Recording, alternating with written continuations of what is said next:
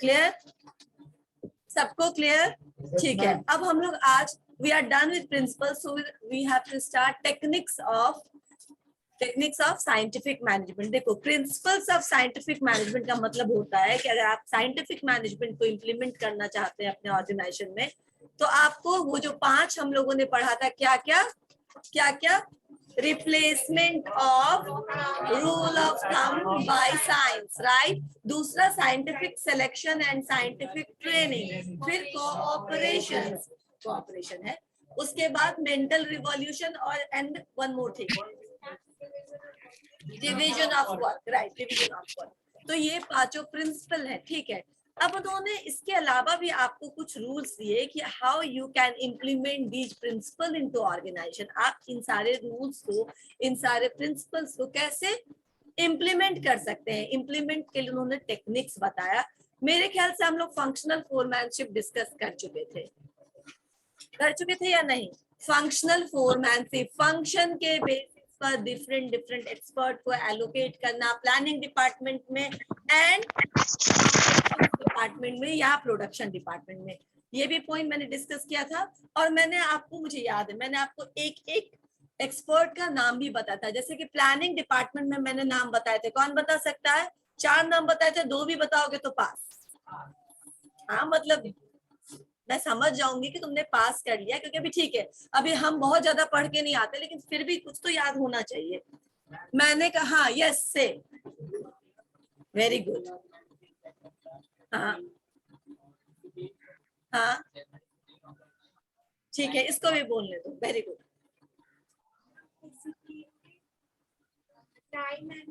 Cost, हाँ हाँ, time and cost and एक और बच रहा है, इसलिए मैंने और किसी को उठाया। 3 तो उन्होंने बता दिया, तुमने भी बता दिया, और कोई एक बच रहा है, route clerk, time and cost clerk and disciplinary officer. ये 3 तो हो गया। एक और कोई था?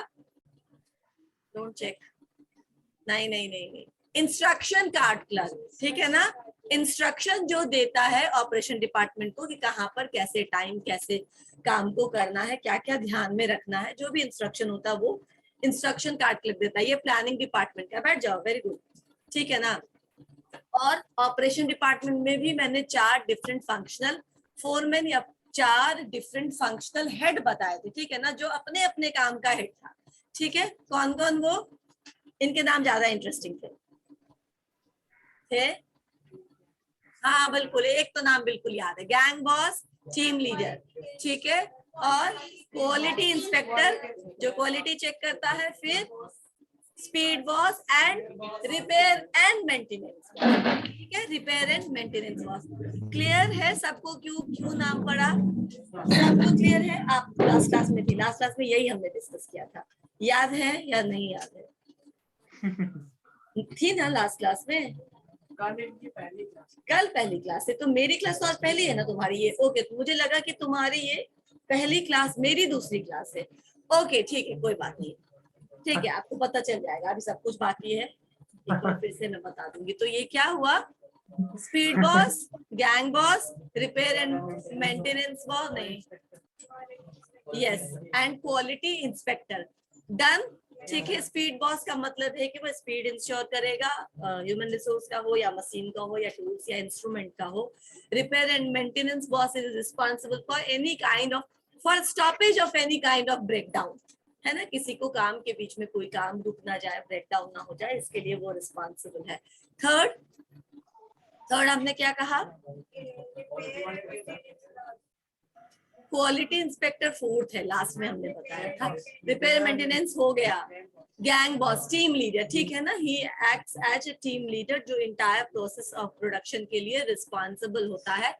एंड फाइनली क्वालिटी इंस्पेक्टर जो क्वालिटी को इंस्पेक्ट करता है, जो हमारे बेंचमार्क यानी हमारे सेट स्टैंडर्ड के हिसाब से होना चाहिए। Clear? Scientific study of work मैंने कुछ बताया था या नहीं बताया था?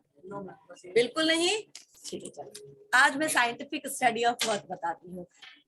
थोड़ा डिटेल में ही बताती हूँ आपको। एक और नोट्स मैंने शायद भेजा है क्या अलग से साइंटिफिक मैनेजमेंट पे, नहीं भेजा तो भेज दूंगी, लेकिन जो चीज मैंने यहाँ पे बहुत शॉर्ट में दिया है उसको भी वहां पे डिटेल कर दिया है, राइट, डिटेलिंग कर दी, ताकि आपको एक जगह नहीं लिखा है इवोल्यूशन वाले नोट्स में, क्योंकि वो आपको फिर बहुत लंबा हो जाता और 3 पन्ना बढ़ जाता है। ये ऑलरेडी बहुत बड़ा है, मेरे ख्याल से ये 16 पेज का है, ठीक है, 3 पेज और बढ़ जाता तो तुम लोग बोलते कि कितना बड़ा है ये चैप्टर, ये टॉपिक। तो मैंने यहाँ पे थोड़ा थोड़ा क्लब किया है, because it is entire overall evolution हमको बताना है। तो इवोल्यूशन में सारे मैनेजमेंट थियोरी आते हैं, तो मैंने सारे मैनेजमेंट थियोरी को जितना जानना चाहिए उतना आप लोगों को बता दिया है। लेकिन साइंटिफिक मैनेजमेंट में ये जो 2 पॉइंट है जो अभी हम लोगों ने पढ़ा, फंक्शनल फोरमैनशिप और दूसरा साइंटिफिक स्टडी ऑफ वर्क, उसको थोड़ा डिटेल में जानना जरूरी है, क्योंकि इससे बहुत सारे ऑब्जेक्टिव्स भी निकल के आ सकते हैं और बहुत सारे शॉर्ट नोट्स भी आते हैं। तो आपको डिटेल आना चाहिए, राइट। इसीलिए मैंने इसकी डिटेलिंग करने के लिए मात्र यही 2 पॉइंट को मैंने डिटेल में लिखा है, साथ ही इसका एडवांटेज, डिसएडवांटेज और फीचर्स, इंपॉर्टेंस भी उसमें उस नोट्स में लिख दिया है, राइट। तो हम एक बार सारा खत्म हो जाएगा तो एक बार उसको भी ब्रीफ कर देंगे, लेकिन आप तब सब समझ जाइएगा। ऑलरेडी मैं अभी आपको एक्सप्लेन करते जा रही हूँ। समझ में आया मैंने अभी क्या क्या कहा? आ गया ना? ठीक है। Now point is scientific study of work. ये दूसरा टेक्निक है किसका? साइंटिफिक मैनेजमेंट का। First is functional foremanship, second is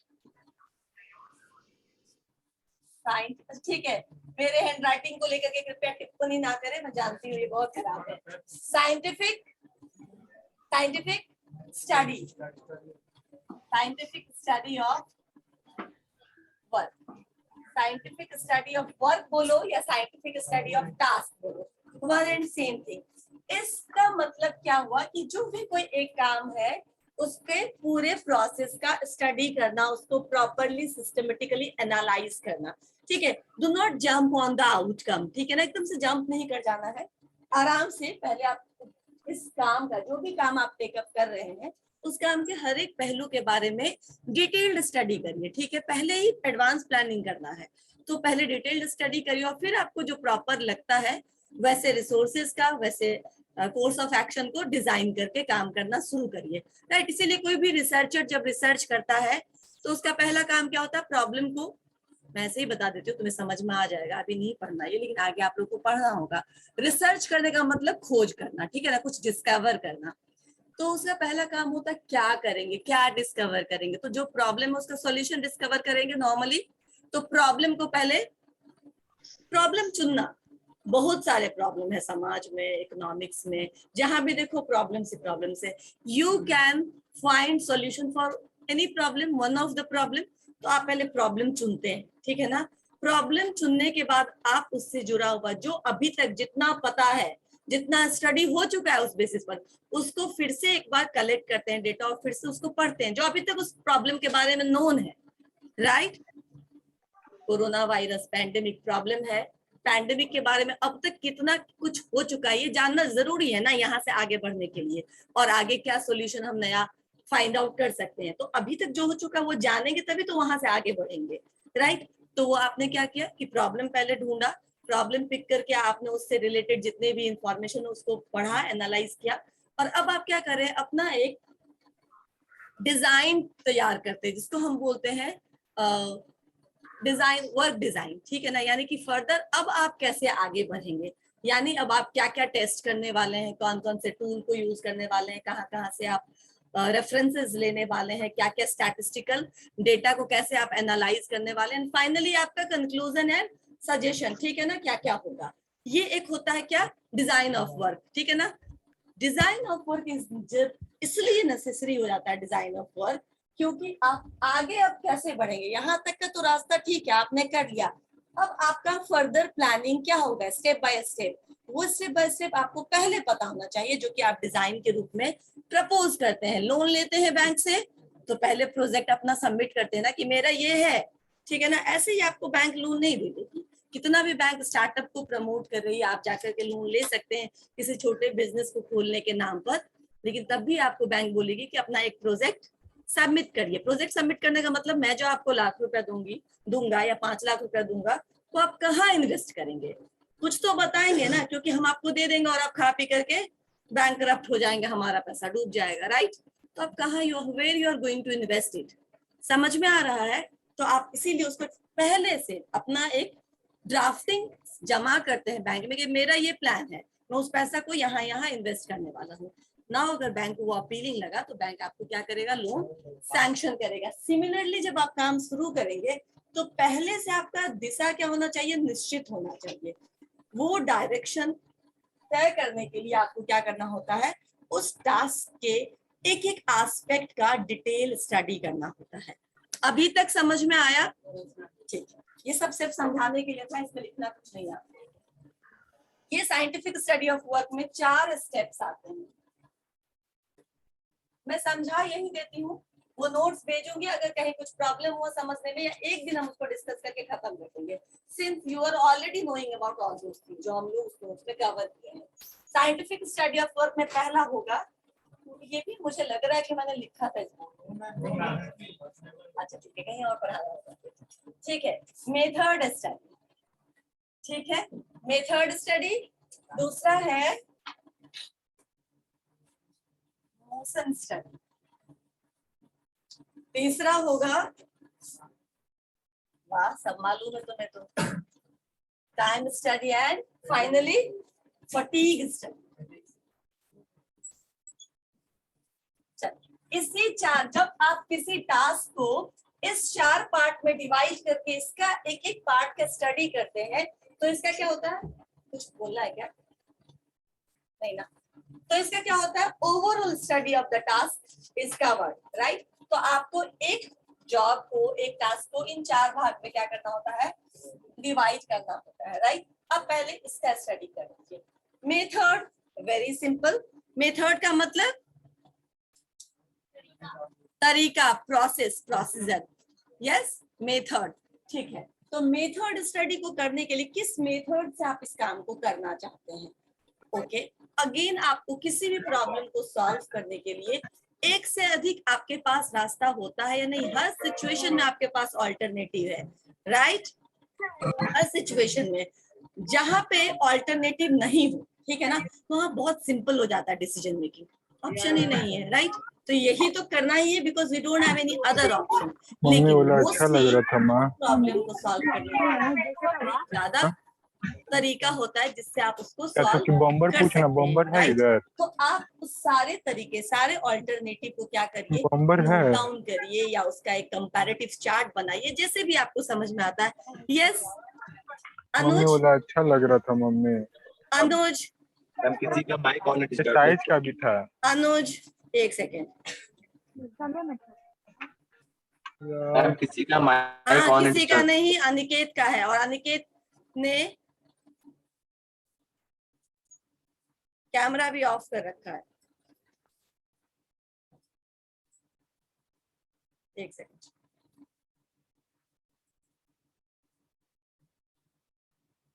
ठीक है। और किसी का कैमरा ऑफ है, रिद्धि, ठीक है। अभी समझ में आ रही है आप लोगों को, और कुछ बोलना है? मेरा कैमरा ऑफ नहीं है मैम। क्या कैमरा ऑफ नहीं है? बहुत अंधेरा, you are not visible at all, invisible, okay. ऐसे में भी ऑफ ही समझा जाएगा, ठीक है ना, ओके। नाउ मेथड स्टडी में बोलूं, यानी कि there are always more than one options, more than one alternatives to perform any task, ठीक है ना। आपको पढ़ना भी है तो उसके कई तरीके हैं। मैं हमेशा बोलती हूँ ना, तुम लोग बोलते हो लिख के पढ़े मैम, नोट्स बनाए मैम, जैसे आपको सूट करता है आप वैसे करिए, क्योंकि हर का अपना स्टाइल है।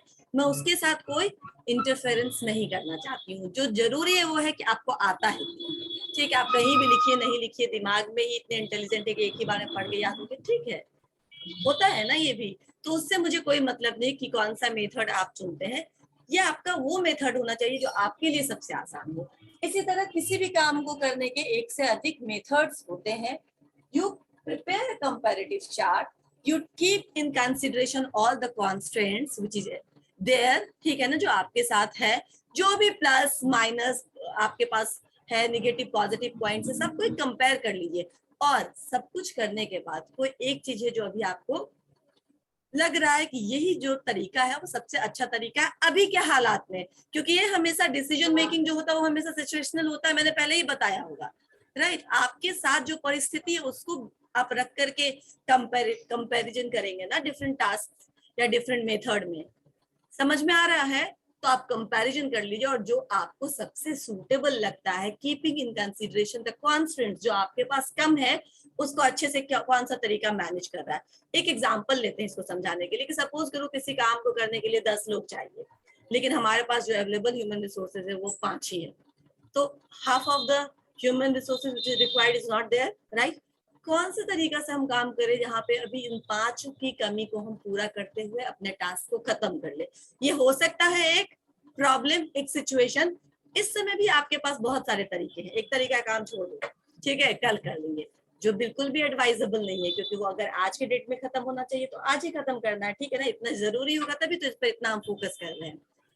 तो आपके पास एक तरीका हो सकता है कि अगर आपके पास फंड की कोई कमी नहीं है, nothing to worry about fund, तो आप दिहाड़ी बेसिस पे 5 किसी लेबर को या वर्कर को ले आ सकते हैं कहीं और से, ठीक है ना। अरेंजमेंट हो सकता है उनको आपको 100-50 ज्यादा पे करना पड़े, राइट, लेकिन आप वहां से पूर्ति कर सकते हैं। दूसरा तरीका ये हो सकता है कि उस 5 लोगों को आप रिक्वेस्ट करिए कि 2-2, 3-3 घंटा आप थोड़ा ज्यादा काम कर दीजिए, आज ही काम खत्म हो जाएगा, I will pay you OT, right, मैं ओवर टाइम आपको ही पे कर दूंगा। हो सकता है ये भी सॉल्यूशन।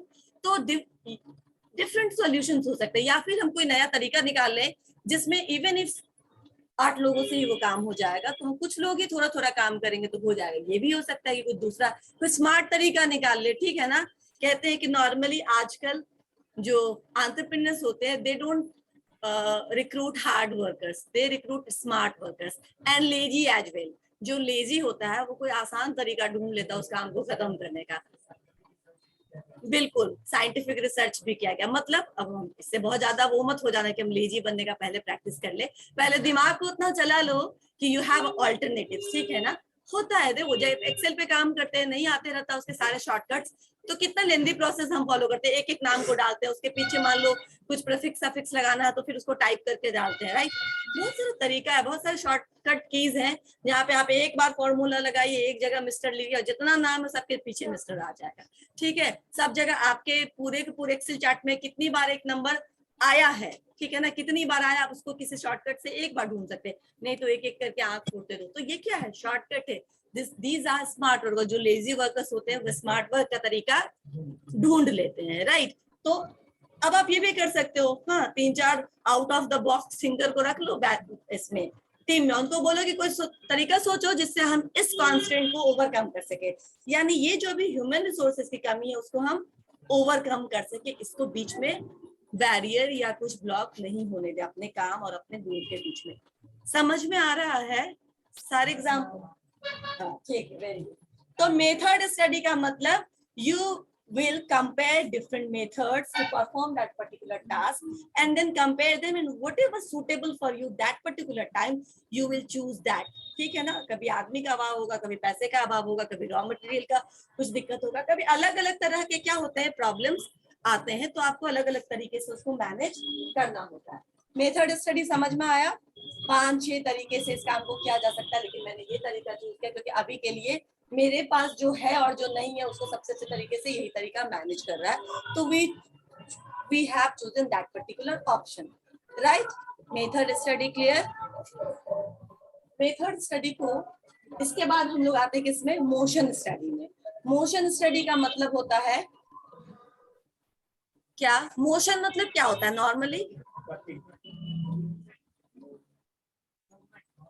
ठीक है। मेथड मोशन स्टडी का मतलब होता है movement, the number of movement, the number of repetition, ठीक है ना। किसी काम को आप कितनी बार रिपीटेडली परफॉर्म करते हैं, तो how much repetition is done to perform one task. हो सकता है, मैं आपको एग्जांपल देती हूँ कैसे हम लोग करते हैं ये काम।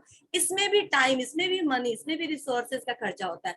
बाजार गया कोई घर से आदमी, ठीक है ना, आपने उसको लिस्ट पकड़ा दिया, वो सामान सारा लेकर के एक बार में आ गया, एक बार में सारा बाजार का काम खत्म, ठीक है, ठीक है। कोई जा रहा है, अच्छा ये ले आना, वो गया लाने के लिए, भूल गए, पीछे मम्मी से पूछे, अरे ये भी मंगाना था, भूल गए, किसी दूसरे को भी दोहराओ, ठीक है ना। वो जब तक लेके आया तब तक कुछ और भी रह गया, आप कोई दूध तीसरा आ रहा उसके लिए भी कुछ मंगाना, तो किसी तीस यानी आपने क्या किया, बाजार से सामान ही मंगवाना था लेकिन चूंकि प्लान्ड नहीं था तो आपने 3-4 लोगों को दौड़ा दिया। क्या हुआ, एक तो 3 मैन पावर के हिसाब से देखे तो वो भी नुकसान हुआ, पेट्रोल का खर्चा हुआ वो भी नुकसान हुआ, टाइम का खर्चा वो भी नुकसान हुआ, और उसके बदले में जो 2 लोग दूसरा काम कर सकते थे वो काम भी नहीं हुआ। यानी कि आपने क्या किया, एक ही काम के लिए बहुत सारे रिसोर्सेज, बहुत सारे टाइम को वेस्ट कर दिया। अगर आपके पास पूरा प्लानिंग है, अगर एक काम एक ही मूवमेंट में खत्म हो सकता है तो why to go for repetition, right. तो पहले स्टडी करिए कि,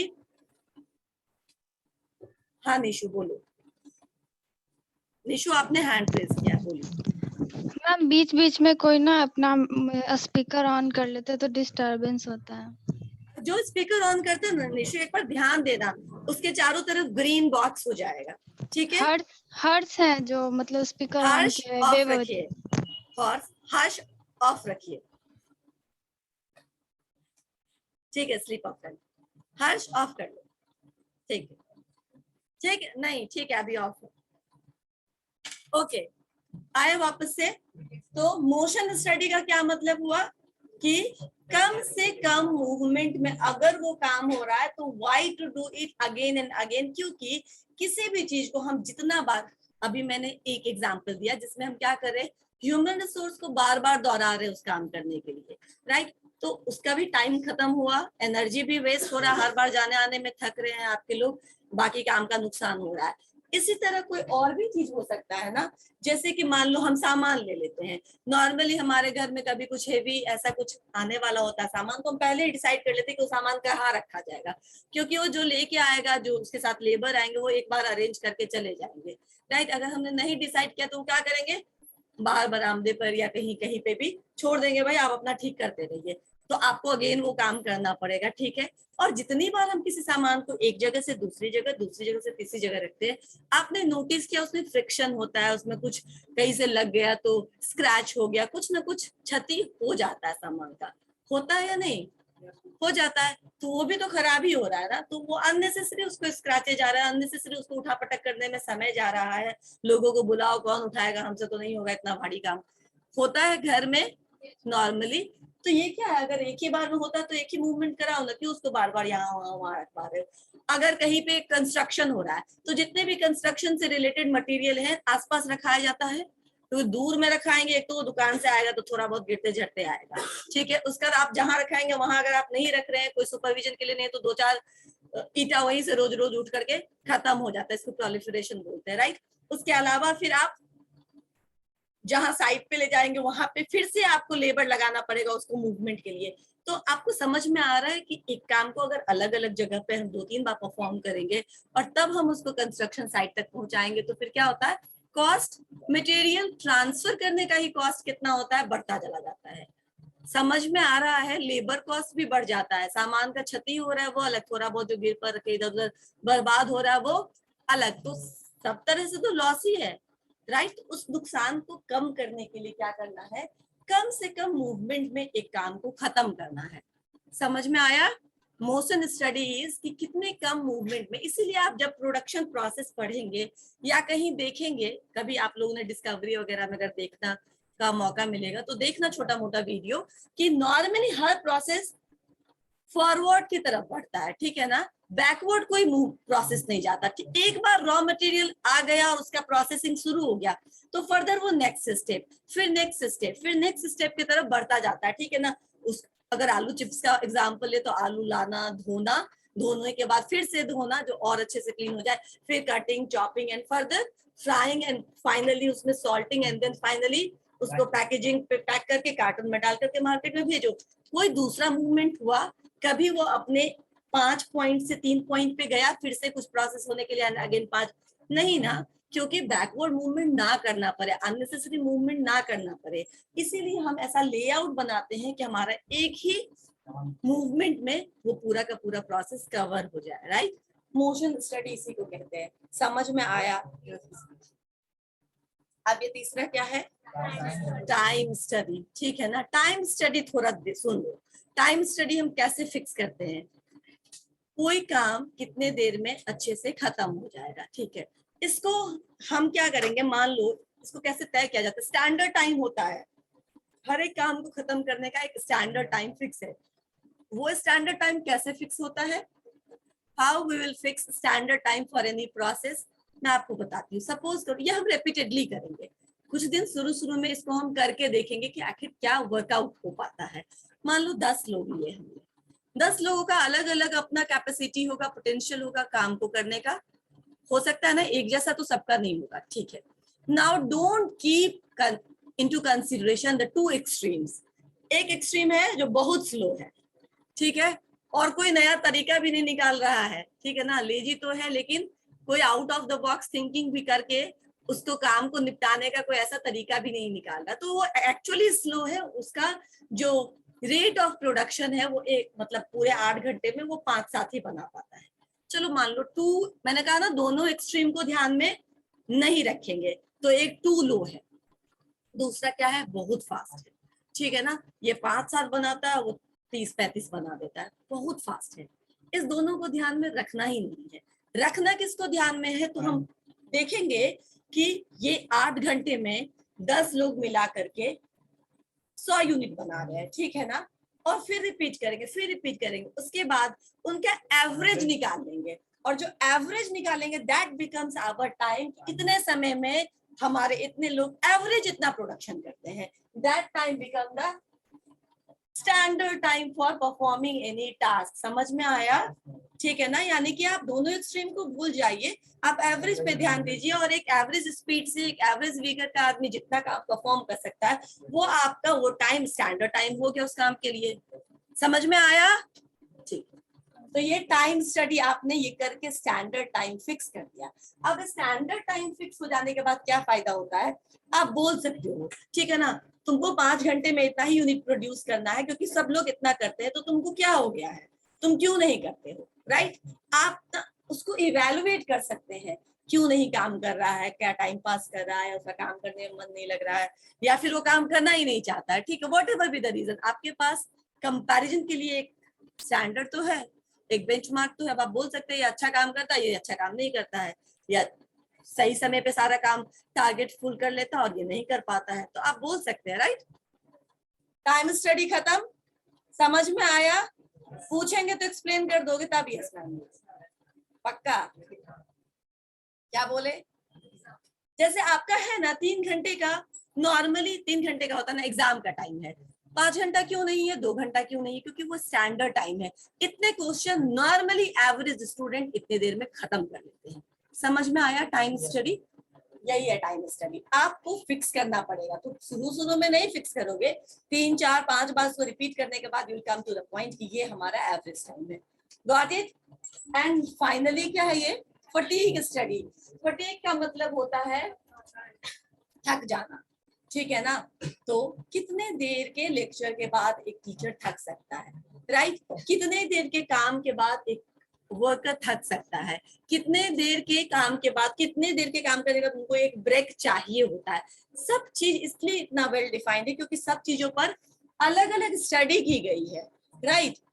कौन सा काम कर रहा है, कितनी जल्दी थक सकता है, और ठीक है, once you come to know कि ये इतना टेन्योर के काम के बाद एक आदमी का जो एवरेज रेट ऑफ स्पीड होता है वो क्या हो जाता है, घट जाता है। तो आप बीच में एक इंटरवल दे सकते हैं, लंच ब्रेक दे सकते हैं, राइट? आप बीच में थोड़ा सा उसको दे दीजिए टाइम ताकि वो वापस से फिर ज्वाइन करे तो अच्छे से काम कर सके, ठीक है? इसीलिए कहीं आधे घंटे का, कहीं 1 घंटे का ब्रेक दे दिया जाता है।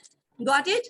अब ये मत बोलना कि 4 क्लास के बीच में कोई ब्रेक नहीं है, क्योंकि जब 8 क्लास होता है तब बीच में जरूर एक ब्रेक होता है। 4 क्लास में क्या ब्रेक मिलेगा? 4 क्लास स्टैंडर्ड टाइम है। कब से क्या होगा? तुम्हारे कितने क्लासेस हैं? तो 3 क्लास में क्या ब्रेक मिलेगा? कोई ब्रेक नहीं मिलेगा। 5-6 क्लास होता है तो एक ब्रेक मिल जाता है, ठीक है? हमारे स्कूल में भी हम इसे इतने के बाद छुट्टी नहीं होता था, ब्रेक मिलता था, फिर 2-3 क्लास और होता था। याद है ना सबको?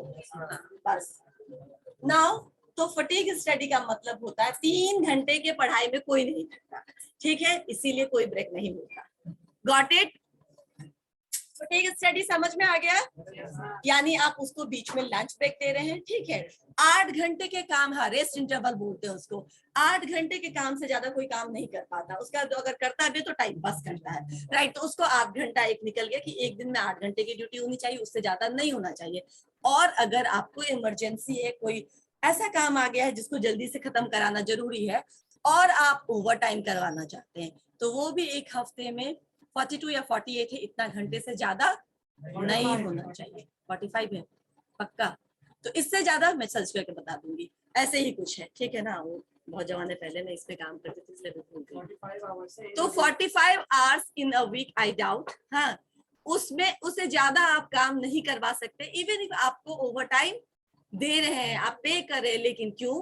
क्योंकि उसको सैलरी के अलावा उसके हेल्थ का भी ख्याल रखना है। एक एम्प्लॉय को अगर वो ठीक रहेगा तो ही वो रोज आके काम करेगा, कम सीक लीव लेगा, राइट, कम छुट्टियां लेगा, आएगा, ज्यादा रूटीन में आएगा काम करने के लिए। एक ही दिन इतना ज्यादा काम करवा लोगे, दूसरे दिन बीमार बेचारा घर बुखार पकड़ लिया, है ना। इसीलिए फटीग स्टडी यानी कितने देर के काम के बाद हमको ब्रेक देना है, कितना ओवरऑल वर्किंग आवर रखना है एक दिन का, और अगर हमको ओटी करवाना भी है तो कितना ही करवाना है, ये सब फिक्स है on the basis of this thing.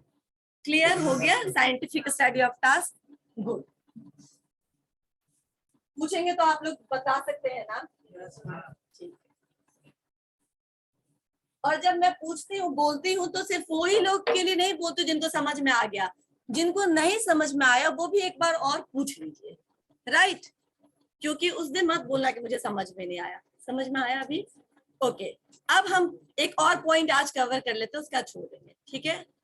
Fatigue study, standardisation of work, standardisation of work, right. Third point is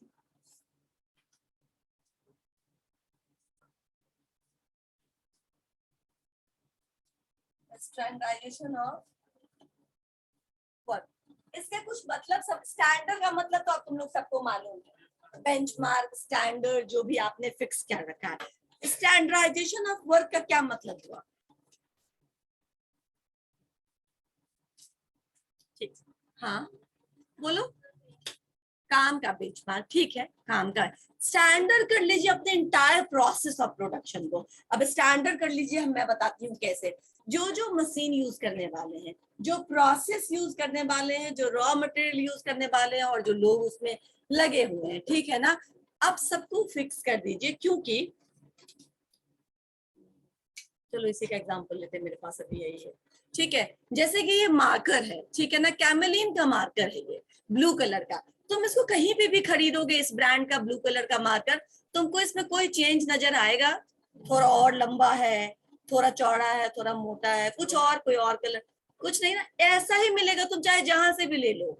इसका क्या मतलब है कि स्टैंडर्ड है, ठीक है ना, एकदम फिक्स कर रखा है। Every time whenever they have to produce this marker, they will produce the same thing, ठीक है ना। कहीं कोई आपको चेंज नहीं लगेगा। अगर कहीं कोई चेंज हुआ तो क्वालिटी इंस्पेक्टर क्या करेगा? रिजेक्ट कर देगा, क्योंकि ये हमारे बेंचमार्क को मैच नहीं कर रहा है।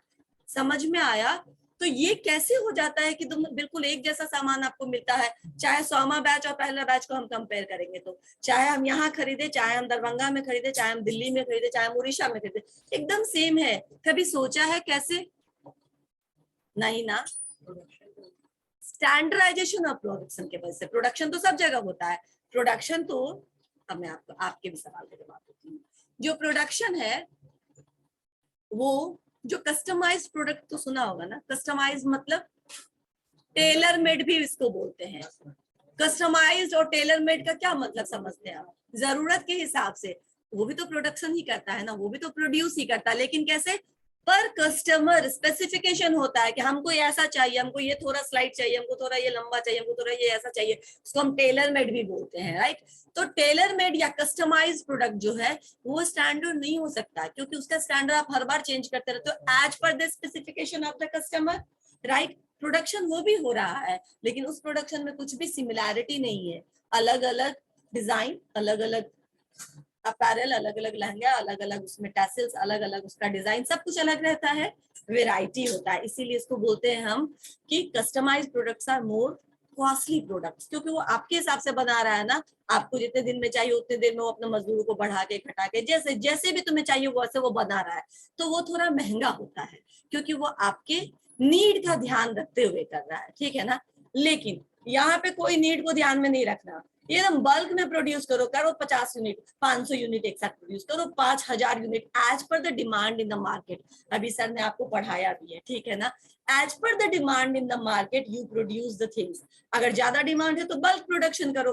बल्क प्रोडक्शन में अगर आप स्टैंडर्डाइजेशन नहीं करोगे तो क्या होगा, आपका बेंचमार्क और आपका हर बार का जो बैच का आउटपुट रहेगा वो मैच नहीं करेगा, तो आप हर बार क्या होगा, क्वालिटी को कंफर्म नहीं कर पाओगे, अपनी क्वालिटी को मैच नहीं कर पाओगे। हर बार आपको प्रोसेस चेंज कर रहे हैं क्योंकि आप क्या कर रहे हैं, स्टैंडर्ड नहीं, आपका प्रोसेस चेंज होगा, कोई भी एक चीज चेंज हो जाएगा तो क्या होगा, आउटपुट पर उसका इफेक्ट पड़ेगा, वो भी थोड़ा ना कुछ फर्क उस पर दिखेगा आपको। ये नहीं करना है। क्यों करना है मैं आपको बताती हूँ।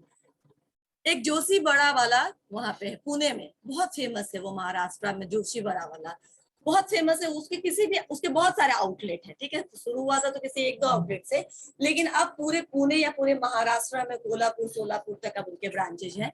सब जगह का टेस्ट एक जैसा होता है, ठीक है ना। तो उनसे पूछा गया कि ऐसे कैसे होता है, हर जगह तो लेबर आपके अलग अलग है, ऐसे कैसे होता है कि हर जगह का टेस्ट बिल्कुल सेम होता है, हाँ क्यों नहीं वैरी करता ये। तो बोला गया कि जो कुक होते हैं वो हमारे स्पेसिफिक होते हैं, ट्रेन होते हैं, और हमारा लिखा है कि पर बड़ा पाव, ठीक है ना, क्या हमारा मेजरमेंट होगा, क्या क्या कितना क्वांटिटी में हम डालेंगे, ठीक है ना, और हर आदमी पर बड़ा पाव वही फॉलो करता है। तो अगर 50 बनाना है तो मल्टीप्लाइड बाय 1, जो भी एक यूनिट के लिए 10 लगता है तो 50 मल्टीप्लाइड बाय 10, 500 बनाना है तो 500 मल्टीप्लाइड बाय 10। तो सब कुछ तो फिक्स रहता है, ट्रेनिंग प्रॉपर रहती है, तो टेस्ट क्यों वैरी करेगा। हमने सब कुछ स्टैंडर्ड कर रखा है। इससे आसानी ये होती है कि आपको बार बार सुपरविजन की जरूरत नहीं होती है। अगर लोग आपके उस बड़ा, क्यों वो फेमस हो गया, क्योंकि उसके टेस्ट के लोग दीवाने हो गए। अब हर जगह के लोग, जो एक बार पुणे खा के गया वो सोलापुर में भी वही बड़ा खाना चाहता है। डिमांड इतना बढ़ा कि उन्होंने अपने ब्रांचेस बढ़ा दिया। अब आपको फिक्स रखना पड़ेगा ना अपना क्वालिटी, या चेंजिंग, अगर चेंज होता रहेगा तो लोग भी चेंज कर लेंगे अपना ऑप्शन, राइट। तो उसको फिक्स करने के लिए what you need to do, standardisation of work, standardisation of everything related to that work.